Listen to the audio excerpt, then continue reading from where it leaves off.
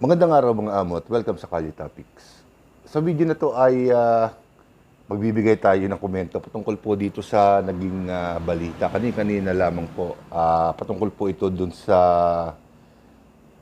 ginawang hakbang kamakailan o bago pa umalis ng papuntang ASEAN sa Thailand si Pangulong Bongbong Marcos. At ito po yung utos niya na limitahan ang presyo ng bigas sa halagang 41 at 45 pesos dahil, alam naman nating lahat na nung nakaraang linggo lamang po ay biglang sumipa ang presyo ng bigas. So, kanina lamang ay binalita. Sa isang panayam kay Department of Finance Secretary Benjamin Diokno ay itong ginawang hakbang ng Pangulo ay hindi po ikinonsulta sa kanila ng Pangulong Bongbong Marcos at bigla-bigla na lamang pong ipinatupad ng ating gobyerno. So, nung mabalitaan natin na to, syempre nagulat tayo dahil karaniwan pagdating sa ganyan na paglalagay ng price cap sa isang partikular na produkto ay marapat lang na sumangguni ang Pangulo sa mga kagaya ni Benjamin Diokno na pinuno ng Department of Finance para makita o mabigyan siya ng payo patungkol sa magiging impact nito sa ating ekonomiya, sa ating mga negosyante. So, marami ang nagulat dito. At syempre, yung iba gumagawa na ng kwento patungkol po dito sa pagsisiwalat ni Finance Secretary Benjamin Diokno. So, may mga nagsasabi na ito na ba ang umpisa ng diktador o pagiging diktador ni Pangulong Bongbong Marcos dahil may mga nagkukumpara na sa kanya at sa kanyang yumaong ama na si dating Pangulong Ferdinand Marcos Sr. Na noong panahon daw ni Pangulong Marcos Sr. ay si dating Pangulong Marcos Sr. ang nagdidikta kung hanggang saan lamang ang presyo ng ating mga produkto at mga basic necessities natin, kapares ng kuryente, bigas, langis at kung ano-ano pa. So, dinidikta ng dating Pangulong Marcos Sr. yung mga bagay na yon ayon sa iba. So, halos sa ganito rin daw ang nagiging senaryo, nag-uumpisa na maging diktador si Pangulong Bongbong Marcos Jr. So, syempre, napatanong din po tayo, hindi doon sa diktador issue, dahil malabong-malabo pong mangyari yon dahil ang mga tao po ngayon ay well-educated na at well-informed na sa mga balita, lalong-lalo na sa mundo ng politika. Walang balita na nakakalusot, walang paksa na hindi binibigyan ng komento ng mga kagaya natin. So, doon sa bagay na yun ay malabo na mong mangyari yun. So, pero may tanong na dapat sigurong masagot. At sa tingin ko ay tinatanong din ng marami nating mga amo yan. Bakit hindi kumonsulta si Pangulong Bongbong Marcos sa mga kagaya ni Secretary Diokno na head ng Department of Finance? So, kung huhulaan natin ang nasa isip ng Pangulo, syempre dahil una, ito yung isa sa mga plataforma de gobyerno niya nung siya ay nangangampanya bilang Pangulo na ibaba ang presyo ng bigas sa halagang 20 pesos o 25 pesos kada kilo. Na alam naman po natin na medyo imposibleng mangyari dahil Doon pa lamang sa proseso ng pagtatanim hanggang sa makarating sa inyong mga lamesa ang bigas o kanin ay katakot-takot na proseso ang dinadaanan at bawat proseso na yan ay may katapat na halaga. So, doon sa 20 hanggang 25, nalalabuan ako. Halos sa kasunod ng imposible yun. So, balik tayo dun sa tanong. Bakit hindi kumonsulta? Well, siguro, yun nga, una, yun ang plataforma de gobyerno ng ating Pangulo. At ikalawa, siguro ito ay nanghuhula lamang po tayo. Baka inisip ng Pangulo na kaparis nga niya, nababalita na maraming mga nagho-hoard, nagtatago ng mga bigas, itong ating mga rice cartel na nagmamay-ari ng isang damakmak na warehouse na hindi nakarehistro, ay minamanipulate nila yung presyo ng bigas para tumaas. At siguro naisip ng Pangulo na ito ang pinakamagbisang pangontra, pero kaparis nga po ng nabanggit ni Secretary Jokno, dapat kumonsulta sa kanila dahil ang unang tatamaan nito ay hindi naman yung mga malalaking rice trader, kung hindi itong mga retailer ng bigas. At salamat na nga lang at medyo nagbibigay ng ayuda ang ating gobyerno para dun sa mga maliliit na rice retailer para maibenta nila ng mas mababa sa kasalukuyang presyo yung bigas, na alam naman na natin na malulugi nga sila. Kumbaga, nako-compensate na lang sila doon sa 15 milyata yun, kung hindi ako nagkakamali, na ayuda ng gobyerno sa kanila. Hindi ko nga lang masiguro kung lingguhan ba to o buwanan o kung paano ang usapan diyan, pero merong ayuda.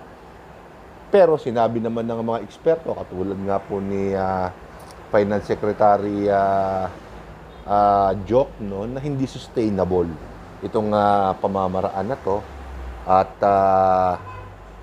panandalian lamang. Kumbaga, tas tingin ko, yun din ang nasa isip ng ating Pangulo. Panandalian lamang dahil sa loob ng buwan na to hanggang sa susunod na buwan ay aani po tayo at inaasahan ng mga eksperto na aani po tayo ng 5 milyong metriko tonelada na bigas na sa opinion nila ay sasapat na sa pangangailangan natin, lalo-lalo na po at palapit na po ang El Nino, ang tagtuyot na kung saan napakahirap magtanim dahil nga walang tubig, at kung ano man ang itanim mo, siguradong malaki ang porsyentong mamatay dahil sa sobrang init. So, magulo ngayon ang usapan patungkol po dito sa bigas na to. Noong ko pa po sinasabi, ano ba ang magandang solusyon para mapababa ang presyo ng bigas, o kahit man lang maging stable, wag nang tumaas, dahil may mga eksperto naman na nagsasabi na baka tumaas pa ang presyo ng bigas bago dumating ang Disyembre. Wag naman sana. So ano ang pinakamagandang gawin ng hakbang ng Pangulo? Siguro unang-una, kaparis nga niyan, napapabalita na maraming mga illegal na nag-i-import ng bigas na hindi naman idinideklara, at pagka na-import na nila ay yun nga, hino-hoard nila, itinatago nila para tumaas ang presyo, para ma-manipulate. So kailangan masawatayan. Ikalawa, sinabi ng Pangulo na ang paraan para mapalaki, mapataas natin ang produksyon ng bigas sa ating bansa ay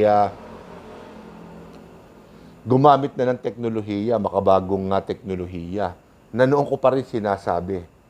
Ang problema nga lamang po, parang wala pang direktang pag-aaral kung anong teknolohiya ba ang kinakailangan na aangkop sa ating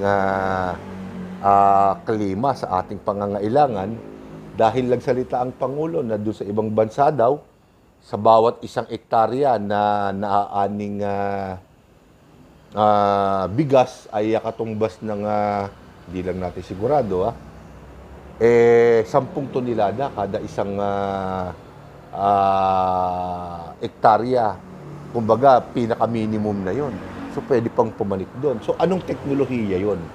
Yon ang unang-unang dapat na malaman natin ng Pangulo. Ikalawa, ano-ano bang mga lugar dito sa atin sa bansa ang pwedeng mapagtaniman ng maayos na hindi napapasok ng mga developer? Alam naman natin, may mga politikong yumaman, naging bilyonaryo sa pagbili ng mga lupang tinataniman ng ating mga pagkain. Ginagawa nilang paraan, batas. Dahil sinasabi nila, hindi na raw mayaman ang lupa, kaya ibinibenta na lang sa kanila, ginagawa nilang mga subdivision at kung ano-ano pa. So, walang pag-aaral na ganun. So, kinakailangan siguro, seryosohin itong sinasabing teknolohiya na to, sabayan ng pag-aaral, na sa ganun, mapataas talaga natin yung produksyon ng ating bigas at magkaroon tayo ng tinatawag na food security. Yun. Kumbaga, doon din babagsak lahat ito yung produksyon natin. Kailangan mapataas. So, teknolohiya, anong teknolohiya yan? Kung kinakailangan gastusan ng malaking halaga, dapat gastusan dahil pagkain yan. Pangatlo, itong mga rice trader, babalik na naman tayo sa una. Yung mga rice trader, yung mga nag-i-import, dapat makita ng gobyerno kung gaano karami talaga ang kanilang ini-importa. Dapat mahigpit ang pag-i-implement ng batas diyan sa mga rice trader na yan dahil sila ang direktang may control ng presyo ng bigas sa ating bansa. Yung mga warehouse na sinasabi nila na illegal na nagtatago ng mga bigas, asan na yung mga pangalan na yun? Bakit hindi nila isinisiwalat? Pinalalamig nila. Parang ginagawa lang photo ops yun Kunyari, pupunta ng isang sikat na politiko para mapabango yung kanyang pangalan. Pero, yung mga tao na napatunayan o patutunayan pa lang nila na nag-hoard, nagtago ng bigas ay nameless, ika nga at wala naman napaparusahan.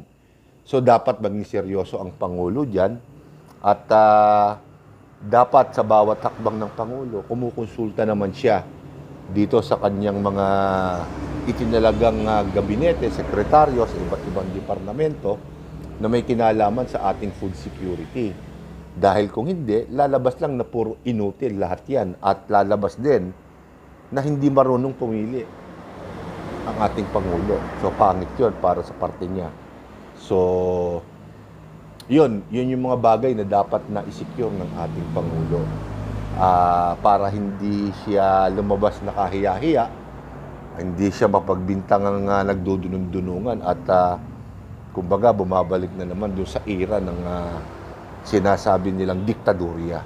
Dahil may mga tao na siyempre titingnan to bilang pagdidikta na nga sa presyo ng bigas, kinokontrol na niya. Yung mga bagay na yun na kinakailangan pag-aralan ng ating Pangulo.